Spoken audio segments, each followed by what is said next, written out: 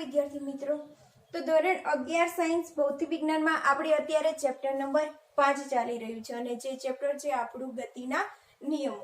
તો આજે આપણું ચેપ્ટર ચાલી રહ્યું હતું એના આગળના વિડિયો લેક્ચરમાં આપણે વેગમાનના સંરક્ષણ વિશેની વાત કરી ગયા હતા.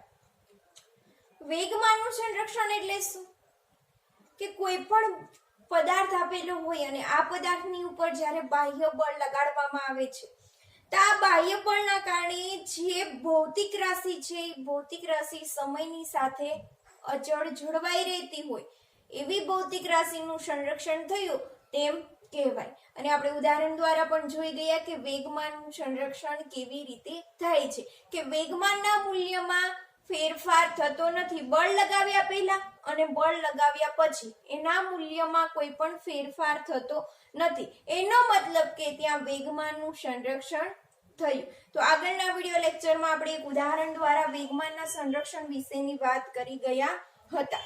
હવે આજના વિડિયો લેક્ચરમાં આપણે શું જોવાના છીએ કે સંઘાતનો એક પ્રયોગ કરવાનો છે અને સંઘાતના પ્રયોગના પરિણામ રૂપે આપણે શું કરવાનું છે? વેગમાન સંરક્ષણનો નિયમ સાબિત કરવાનો છે. તો લખીએ સંઘાતના પ્રયોગના પરિણામ રૂપે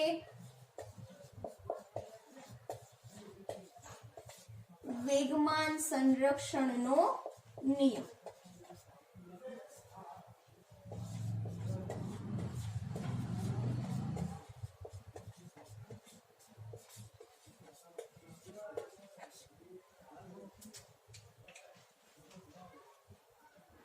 તો આપણે અહીંયા એક સંઘાતનો પ્રયોગ ધ્યાનમાં લેશું અને એ પ્રયોગ પરથી વેગમાન સંરક્ષણનો નિયમ આપણે સાબિત કરીશું. બરાબર. તો સૌથી પહેલા તો તમને સંઘાત એટલે શું એ તમને ખબર નથી. તો સંઘાતનો મતલબ શું થાય છે? અથડામણ. કે જ્યારે બે પદાર્થો હોય છે અને બંને પદાર્થો વચ્ચે જ્યારે અથડામણ થતી હોય છે તો આ અથડામણ થાય છે ત્યારે તેમને આપણે શું કહેશું કે સંઘાત થયો તેમ કહેવાય. કે જ્યારે બે પદાર્થો હોય છે બંને પદાર્થોની સપાટી છે એ એકબીજા સાથે અથડાય ત્યારે આપણે કહેશું કે સંઘાત, અથડામણ.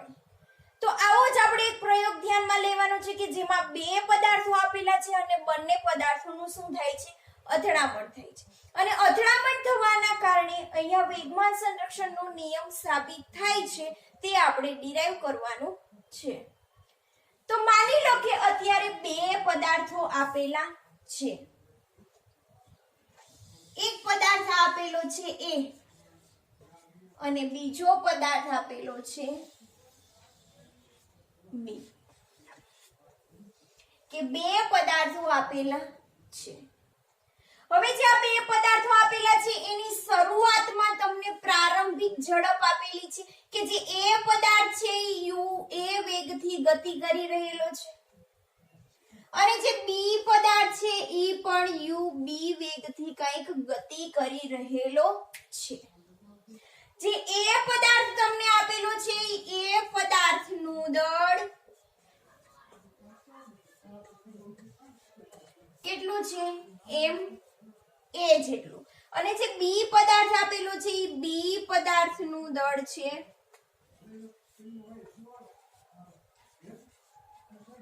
mb જેટલું.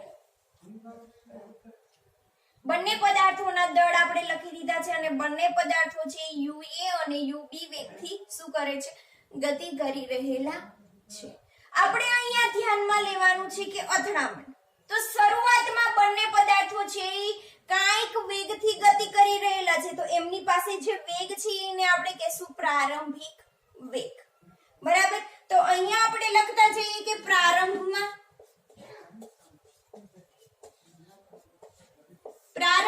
શું છે કે પ્રારંભિક વેગ.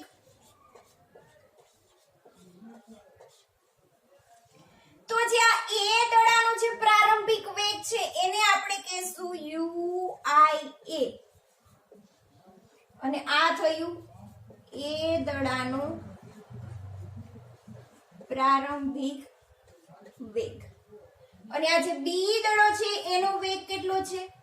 UIB એટલે કે બી દડાનો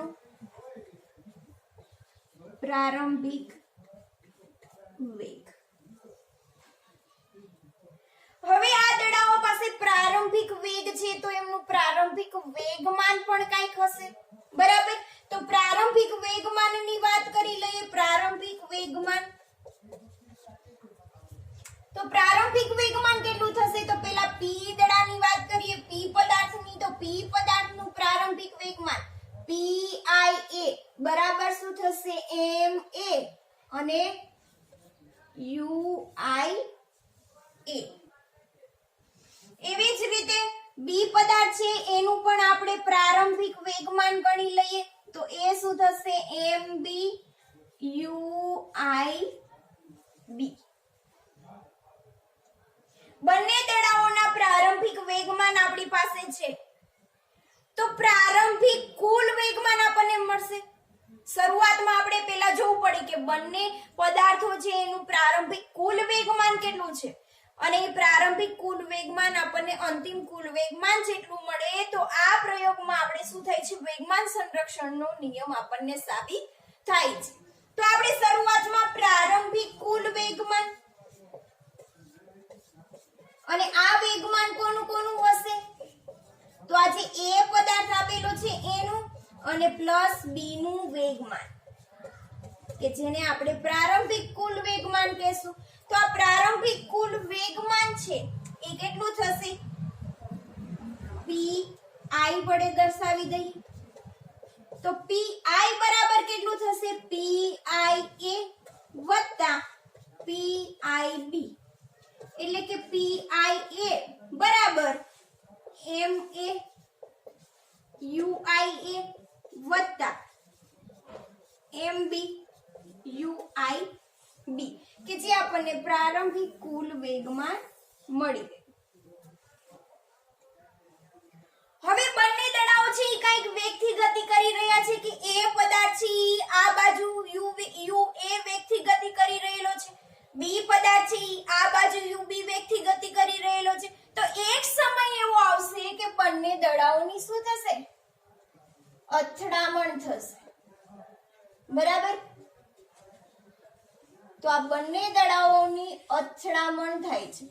હવે જ્યારે બંને દડાઓની અથડામણ થાય છે ત્યારે બંને દડાઓ છે એ એકબીજા ઉપર શું કરશે?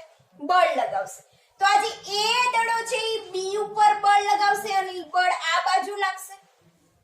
તો એ દડો છે એ જ્યારે બી ઉપર બળ લગાવે છે ત્યારે આપણને ખબર છે કે બી પદાર્થ ઉપર એ વડે લાગતું બળ, કે જેને આપણે FBA સદિશ વડે દર્શાવશું. હવે જે આ બી પદાર્થ છે એ શું કરશે? એ ઉપર બળ લગાવશે. તો આ જે બળ લગાવે છે એ આ બાજુ હશે. તો ન્યૂટનના ગતિના ત્રીજા નિયમ પરથી આ બળ જે લાગે છે એ કેવું હશે? માઈનસ FAB સદિશ. આને શું વંચાય? કે એ પદાર્થ ઉપર બી દ્વારા લાગતું બળ, અને આને વંચાય કે બી પદાર્થ ઉપર એ દ્વારા લાગતું બળ. ન્યૂટનના ગતિના ત્રીજા નિયમ પરથી બંને બળોના મૂલ્ય સમાન અને પરસ્પર વિરુદ્ધ દિશા. તો હવે જ્યારે બંને દડાઓ છે એકબીજા ઉપર બળ લગાવે છે તો આ બંને દડાઓ છે એ કઈક વેગથી ગતિ કરશે. આ દડા ઉપર બળ લાગશે એટલે એ દડો આ બાજુ ગતિ કરશે, એ ઉપર બળ લાગશે એટલે એ દડો છે એ આ બાજુ ગતિ કરશે, બરાબર? તો બંને ઉપર બળ લાગે છે ત્યારે બંને દડાઓ છે એ કઈક વેગથી ગતિ કરવા લાગશે. માની લો કે જે એ પદાર્થ છે એ કયા વેગથી ગતિ કરશે? VA વેગથી ગતિ કરશે, અને જે બી પદાર્થ છે એ VB વેગથી ગતિ કરવા લાગે છે. તો હવે આ જે બંને વચ્ચે અથડામણ થઈ રહી છે, બંને પદાર્થો છે એ એકબીજા ઉપર શું કરી રહ્યા છે? બળ લગાવી રહ્યા છે. અને જે આ બળ લાગી રહ્યું છે એ કેટલા સમય માટે લાગી રહ્યું છે? ડેલ્ટા ટી જેટલા સમય માટે બંને પદાર્થ ઉપર બળ લાગી રહ્યું છે. તો હવે આપણને આ જ્યારે બંને પદાર્થો ઉપર બળ લાગે છે તો આ જે બંને પદાર્થો છે એની પાસે કંઈક અલગ વેગ હશે, અને વેગમાં ફેરફાર થવાના કારણે વેગમાનમાં પણ ફેરફાર થશે. તો આપણને અંતિમ વેગમાન મળશે. તો પદાર્થ ઉપર બળ લાગ્યા પછી આપણને અંતિમ વેગ મળશે અને અંતિમ વેગમાન મળશે, બરાબર? તો પદાર્થ પર બળ લાગ્યા પછી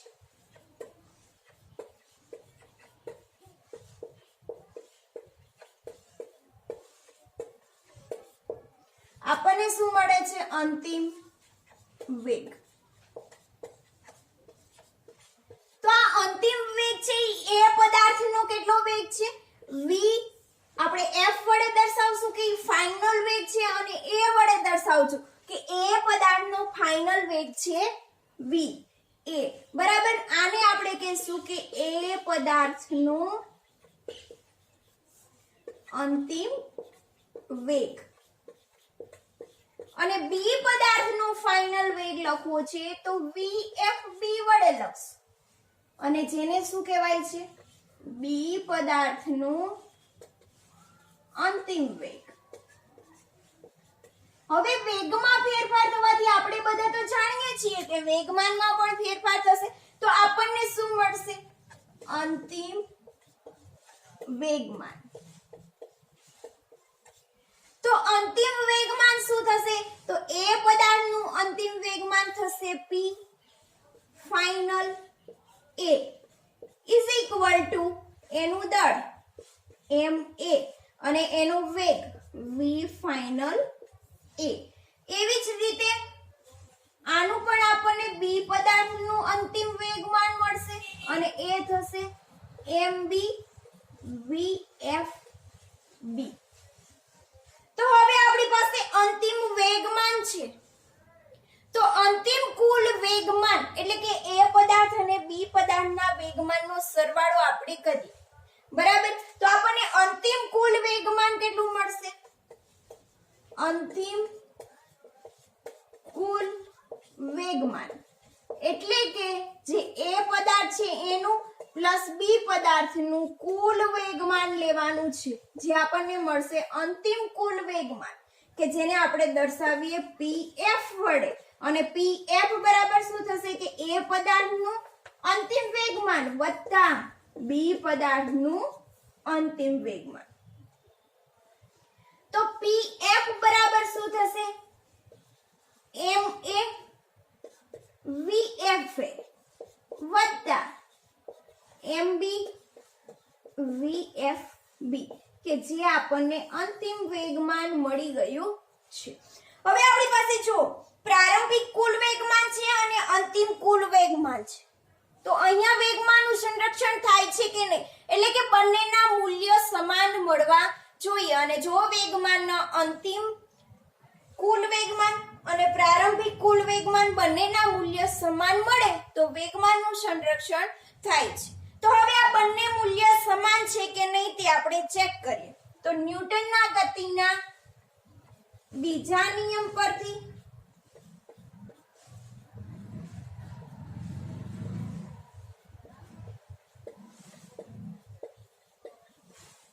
ન્યૂટનનો ગતિનો બીજો નિયમ શું છે? F સદિશ બરાબર ડેલ્ટા P સદિશ upon delta T is equal to શું થશે? ડેલ્ટા P સદિશ બરાબર F સદિશ ઇન્ટુ ડેલ્ટા T કે જે આપણી પાસે નિયમ છે. હવે ન્યૂટનના ગતિના ત્રીજા નિયમ પરથી આઘાત અને પ્રત્યાઘાત સમાન મૂલ્યના પરસ્પર વિરુદ્ધ દિશામાં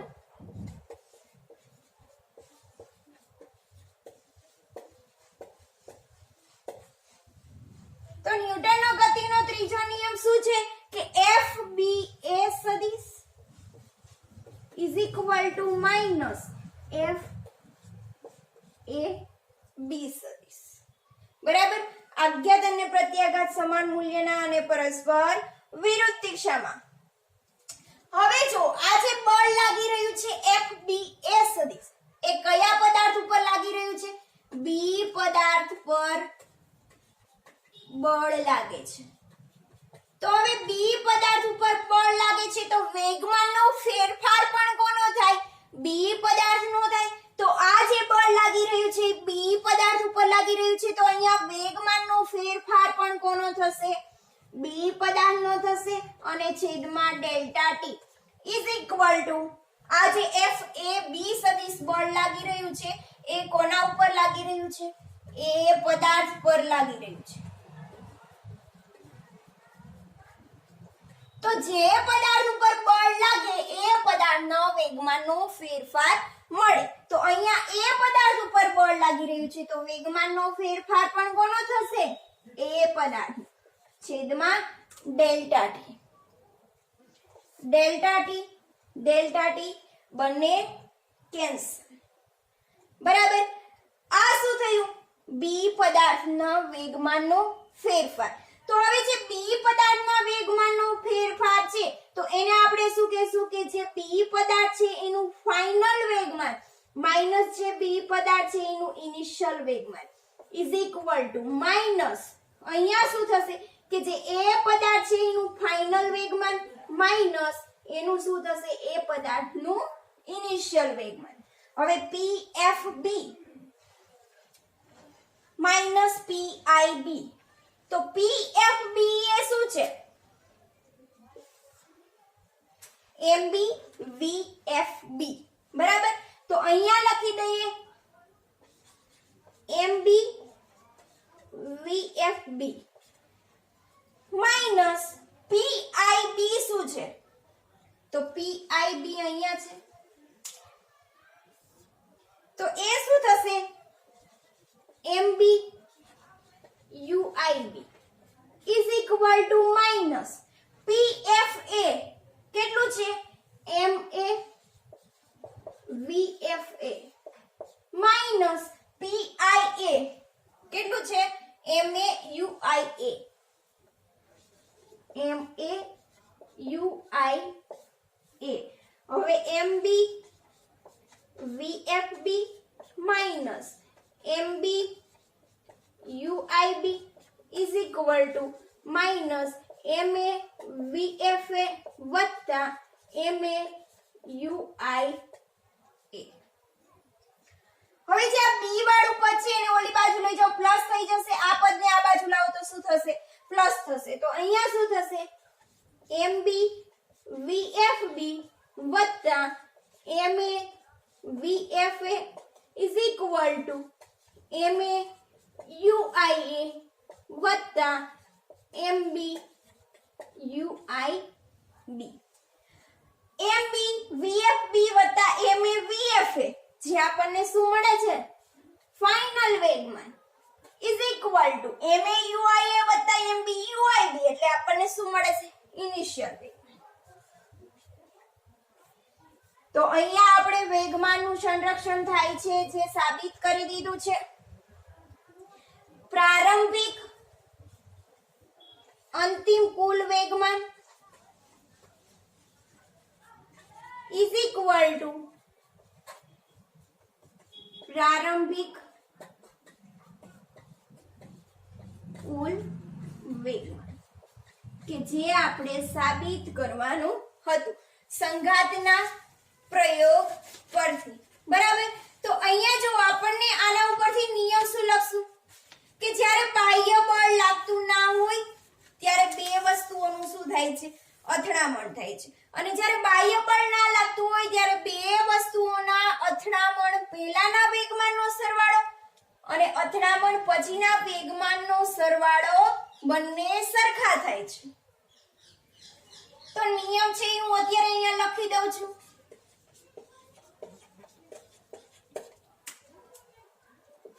જ્યારે બાહ્ય બળ ના લાગે ત્યારે બે વસ્તુઓના અથડામણથી પ્રારંભિક વેગમાનનો સરવાળો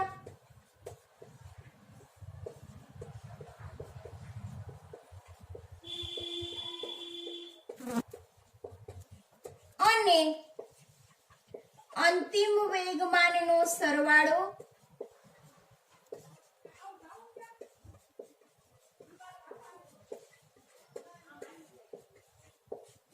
બંને સરખા મળે છે.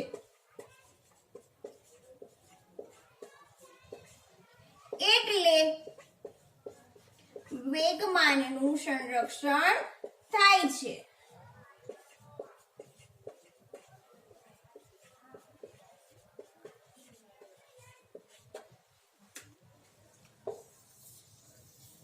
જે આપણો શું છે નિયમ. બરાબર. તો આપણે આ સંઘાતના એક પ્રયોગના પરિણામ રૂપે પણ વેગમાનનું સંરક્ષણ થાય છે કે જે આપણે સાબિત કર્યું.